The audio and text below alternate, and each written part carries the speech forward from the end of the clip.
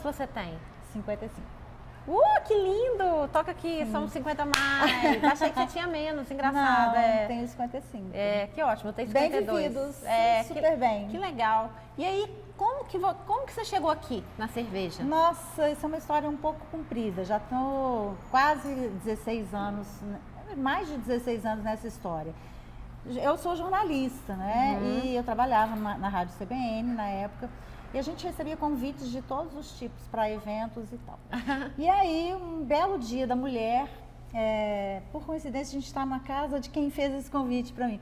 Eu recebi um convite para participar de um jantar pelo Dia da Mulher com jornalistas mulheres, onde haveria uma harmonização de cervejas.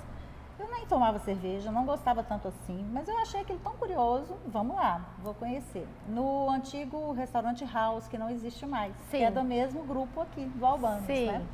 E aí a gente foi e eu fiquei super encantada em saber que existiam cervejas que não eram só a cerveja loura gelada, que eu achava que era a única cerveja. E era uma mulher nessa cervejeira, a única sommelier de cerveja do Brasil naquele momento. Isso foi em 2007, já faz tempo. E aí ela começou a explicar a história da cerveja e aquilo me encantou de uma tal forma. Eu falei, gente, eu quero aprender mais sobre isso. Dali, daquela reunião, daquelas primeiras mulheres, surgiu um grupo de mulheres, uma confraria, a gente formou uma confraria de mulheres para estudar cerveja. Olha. Aquelas que estavam presentes ao jantar não quiseram continuar, apenas eu e a jornalista que era assessora de imprensa do House, montamos o grupo e vieram chegando outras mulheres. E aí, a partir de então, a gente começou a se reunir todo mês para aprender sobre o universo da cerveja. E cada vez mais eu me encantava, muito por essa história, porque a cerveja tem uma história muito rica. Não é só a bebida, é tudo que envolve essa bebida. Você quer dar uma palhinha pra gente? Bom, a cerveja é milenar, né? Ela surgiu lá atrás, antes de Jesus? 10 mil porque eu tinha bem essa antes referência de Cristo, bem antes de Cristo. Então, ela surge junto com a humanidade, ela surge no crescente fértil, né? A gente segue essa linha evolutiva e ela vai seguindo todos os passos de todas as civilizações ocidentais, porque a gente tem também cerveja no Oriente, então assim, a gente segue essa linha evolutiva ocidental, né, que a gente tem hoje. E aí, eu sempre gosto de frisar que nós, mulheres, somos as primeiras cervejeiras da humanidade, porque quem fazia cerveja, na verdade, eram as mulheres. As mulheres eram aquelas que cuidavam do alimento. Elas ficavam, né? O homem era nômade e elas ficavam nas tribos tomando conta dos idosos, das crianças. Elas caçavam por ali por perto, coletavam e elas faziam os alimentos, pão e faziam cerveja. Então foi até antes da agricultura, por exemplo. Sim, ela é muito, a cerveja, ela surge, ela é contemporânea à agricultura. Sim, porque a partir do momento, porque a partir do momento que o homem descobre como manipular os grãos, que é o que a gente está falando de agricultura, ele faz produtos ou alimentos à base daquilo. Grãos. E a cerveja era um alimento de grãos, feito de grãos. Então, ela é muito contemporânea, ela surge muito em função da agricultura. É por isso que quando eu tomo cerveja de estômago vazio, eu sempre acho mais gostoso? Porque Pode ser que ela te alimenta, né? Ela tem muita proteína, né? A gente tem muito glúten na cerveja, realmente tem, porque os grãos têm proteína. Então, tem proteína na cerveja? Tem proteína de grãos, né? Porque na verdade ela tem o álcool, né? Porque eu pensei que como uma mulher na menopausa, eu falei, poxa, eu posso justificar então. Mas ela tem o álcool por outro lado. Ela tem. A cerveja ela é controversa, assim como o vinho, né? A gente tem flavonoides, tem coisas importantes que são super benéficas para a saúde, mas ela tem o álcool. O que eu falo que a cerveja tem de vantagem em relação a outras bebidas alcoólicas é que o teor alcoólico da cerveja é muito menor do que qualquer outra, não existe, né? Outra com teores alcoólicos tão baixos, e ela tem uma proporção de água muito grande. Então, porque 95% da cerveja são formados por água. Então, a gente não tem só produto. Vinho, por exemplo, é só o líquido que você retira das uvas, né? Sim. E não tem adição de água. Mas a cerveja não, ela é composta de água. Eu acho que eu vou tomar uma hoje para então, comemorar ela acaba tendo esse potencial de hidratação mesmo tendo álcool. Interessante, não sabia disso. E agora a gente tem cervejas sem álcool que são muito bacanas, muito bem feitas, muito gostosas também. Eu vou experimentar também, que dá acho pra muito gente interessante utilizar. E temos também as cervejas sem glúten para corrigir, né? A gente tem muitas pessoas com intolerância, com alergias e tudo. E hoje tem uma gama de cervejas sem glúten que são super, super legais. Tem cervejas low carb. Assim, a gente está evoluindo cada vez mais para trazer a cerveja para um patamar de saúde mesmo, de ser benéfica em todos os sentidos. Porque ela também traz uma calma tão gostosa, né? Eu sinto isso, ela me acalma. A cerveja tem como ingrediente obrigatório o lúpulo, que é o conservante natural da cerveja. E o lúpulo tem propriedades calmantes. Entendi. O lúpulo, as pessoas nem sabem disso, mas existem remédios para a saúde mental, para o sistema nervoso, que utilizam lúpulo na composição. Entendi. Ela é uma planta muito poderosa. E é a planta que é obrigatória, né? Que é a base. Nos ingredientes da cerveja. A base são os cereais, né? É o malte de cevada ou de outros grãos. Mas o lúpulo está sempre presente. O lúpulo sempre está presente, porque ele é essa planta que vai trazer a conservação da cerveja, naturalmente. Que não tem adição de conservantes, acidulantes, edulcorantes, essas coisas, né? Sim. A cerveja é uma bebida muito natural mesmo, ela é muito orgânica, né? Incrível. Então, é muito bacana. Eu te interrompi porque você estava contando como que você se apaixonou e você conheceu a problema. história. Então eu vou deixar você continuar porque eu estou muito ansiosa para saber.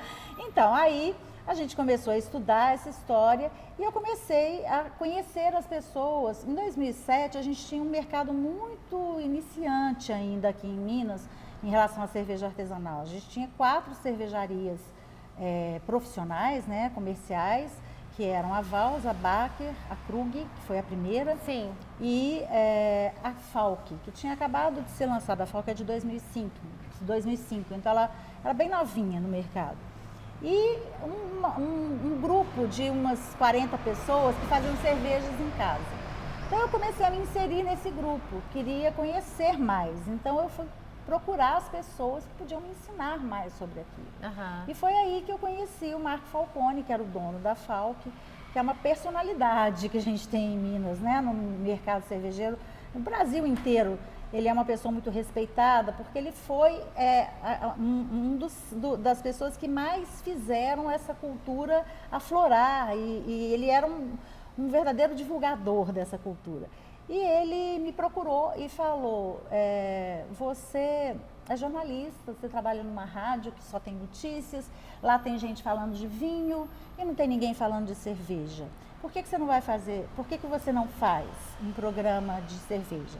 Eu falei, eu não tenho capacidade para isso. Tem 1 ano só que eu estou estudando isso num grupo de mulheres totalmente informal, não tem nada formalizado. Esse estudo ali não, eu vou te acompanhar, você ser o mentor, né? Uma coisa assim. E aí eu comecei a desenhar o projeto de um programa de rádio que obedecesse às regras e todos os padrões da rádio na qual eu trabalhava, né? No Sistema Globo na época. E aí surgiu o Pão e Cerveja, que é o meu produto, né? A minha empresa se chama Pão e Cerveja hoje. Legal. E aí eu comecei a tentar emplacar esse programa na Rádio CBN. Abrir a grade de uma rádio nacional, mesmo que fosse um programa local, era muito complicado. Sim. E demorou 1 ano para que eu conseguisse colocar esse projeto no ar.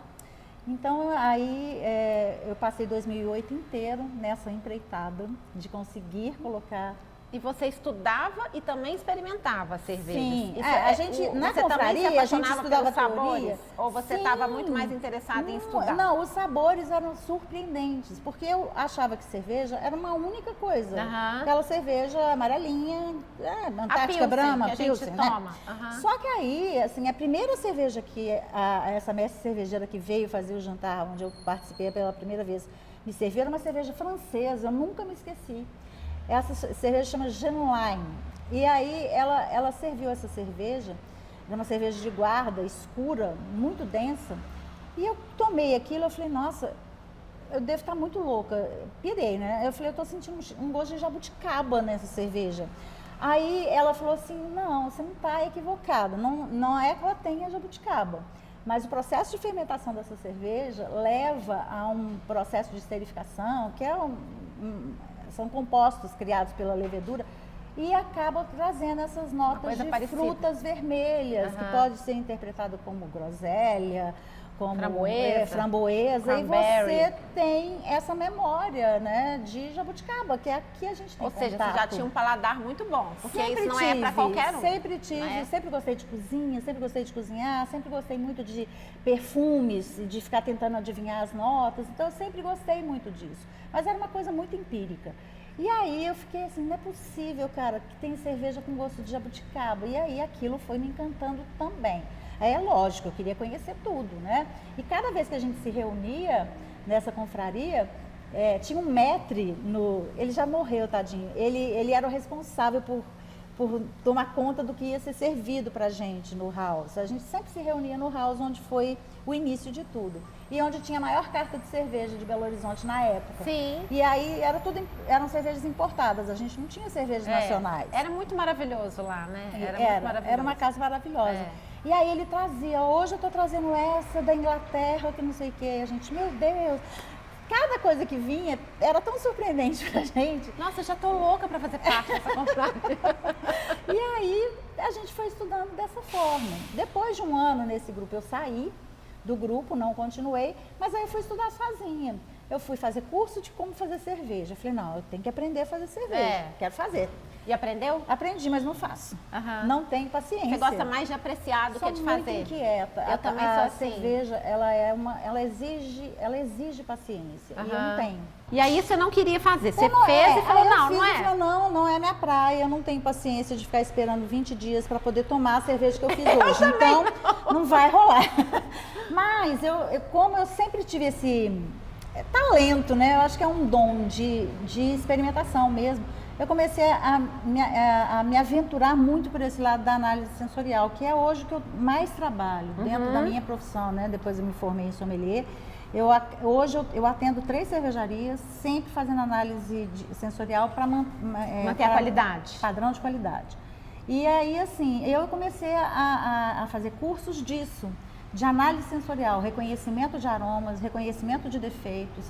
E assim eu fui aprimorando, né, os meus estudos até chegar em 2010, quando eu fui fazer o primeiro curso de sommelier de cerveja do Brasil, de uma escola alemã, que também estava com a sua primeira turma fora da Alemanha, em qualquer lugar do mundo, foi implantado em São Paulo, e eu fiquei lá nessa turma, que era uma turma de pessoas que já atuavam no mercado cervejeiro, e que, na verdade, a intenção era fazer a formação de professores de sommelier de cerveja. Tanto é que quando eu voltei, isso foi no final de 2010, em 2011, a gente tentou levar esse curso para algumas instituições aqui, eu e o Marco Falcone, éramos os 2 mineiros que fizemos parte dessa turma de sommelier, e aí a gente acabou fundando a nossa escola. Em 2012, a gente fundou a Academia Sommelier de Cerveja e, a partir de então, a gente formou quase 400 sommeliers de cerveja. Que legal. Depois, a nossa escola não existe mais, tem uma continuidade com uma terceira sócia que a gente teve, né, ela manteve a escola com outro nome, mas não tem mais a nossa participação, não é mais o que a gente fundou. E você é a primeira sommelier de cerveja de Minas? De Minas. E do Brasil, você sabe do Brasil, a sua posição? A primeira foi a Silene Saurin, que foi Te inspirou? Que foi e foi minha mestra, quem trouxe o curso da Alemanha, a Kátia Zanata, que tem hoje o Instituto da Cerveja, é uma outra escola de sommelier, e a turma que eu fiz parte, que tem vários sommeliers conhecidos aí do mercado, nós fizemos essa turma. Não vou citar porque eu vou esquecer, era uma turma de 30 pessoas. Mas eu quero saber o seguinte, é uma curiosidade que a gente fica imediatamente, né? Porque é um ambiente muito machista ainda. Muito, sempre foi. Sempre foi e ainda você se mantém. sofre muito machismo, assim, das pessoas menosprezarem o seu trabalho, subestimarem o seu trabalho? É engraçado isso, porque quando eu comecei, essa não era uma pauta muito constante, né? As pessoas não costumavam reconhecer muito esses atos misóginos e machistas. Então a gente acabava aceitando aquilo como natural. Muito estrutural, né? Então eu não enxergava. Hoje, olhando para trás, eu falo, nossa, mas eu sofri isso, gente. Realmente, isso era machismo. Isso acontece tanto com a gente, naquele momento eu não tinha essa consciência. Isso só começou a ser discutido de uns 5 anos para cá, né? Então, assim, eu já tenho 17 anos fazendo isso. E assim, eu realmente comecei a ficar mais atenta.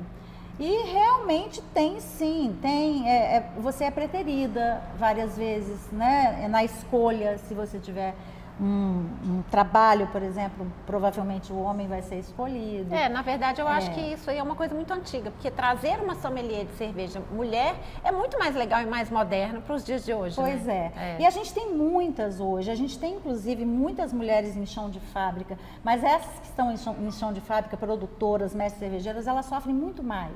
Porque o sommelier, como ele é uma função muito educativa, de tratamento com o público, ainda é aceita a presença da mulher. Assim. Sim. Mas numa área técnica, sempre a palavra da mulher é colocada à prova. E aí, assim, existia muita piadinha, porque eles falam assim, quero botar essa mulher aí para carregar um saco de malte. Os sacos de malte são 5 quilos para cima, são gigantes.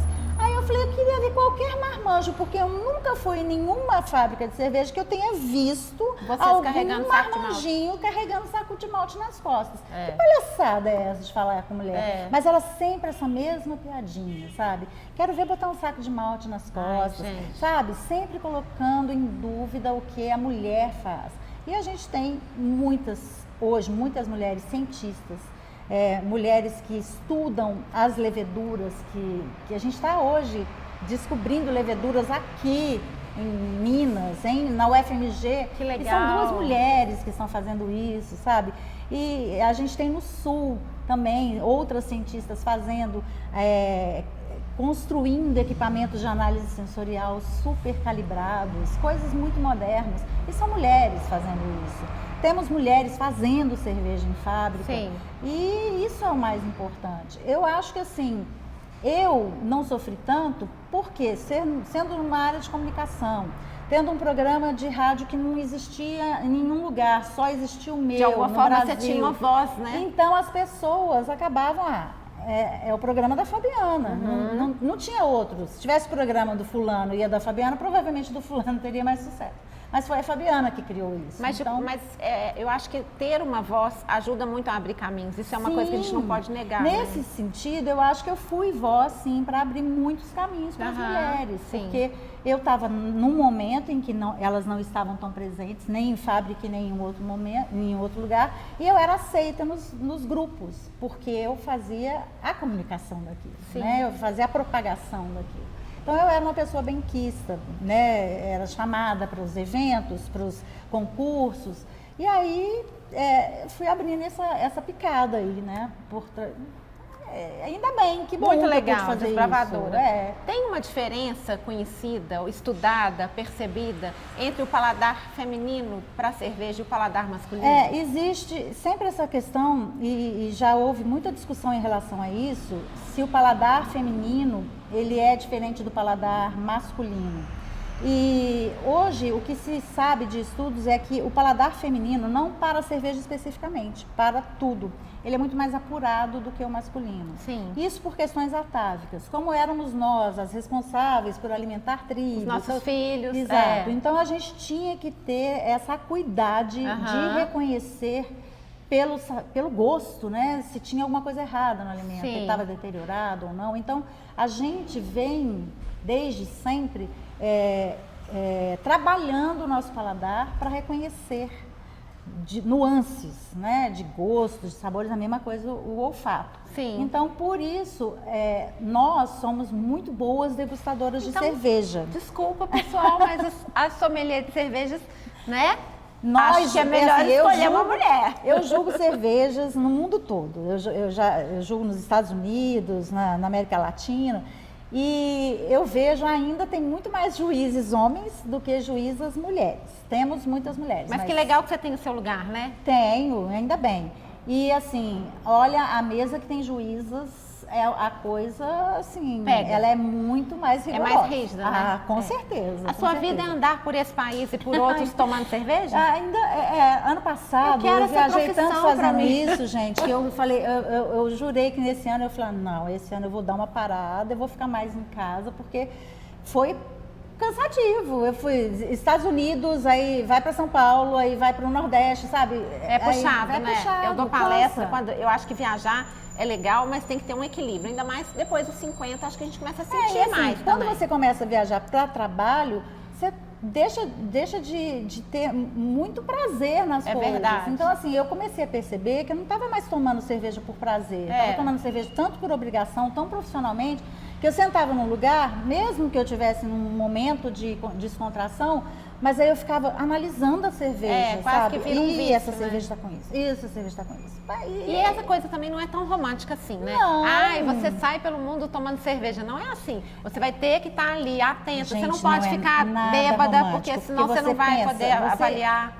A gente pensa a gente sentar, tomar uma cerveja no happy hour. Você não pensa às 8 horas da manhã, você sentar numa mesa e passar das 8 da manhã às 7 da noite degustando cerveja. Mas como é que você faz? Você não fica sem senso crítico no final? Primeiro que as degustações, de cada cerveja a gente vai tomar o quê? 5 ml de cada uma, né?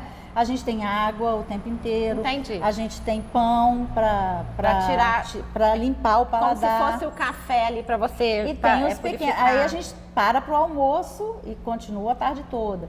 Então, assim, é muita concentração. É algo muito cansativo. Muitas vezes a gente sai com a boca, o pH da nossa boca muda por completo.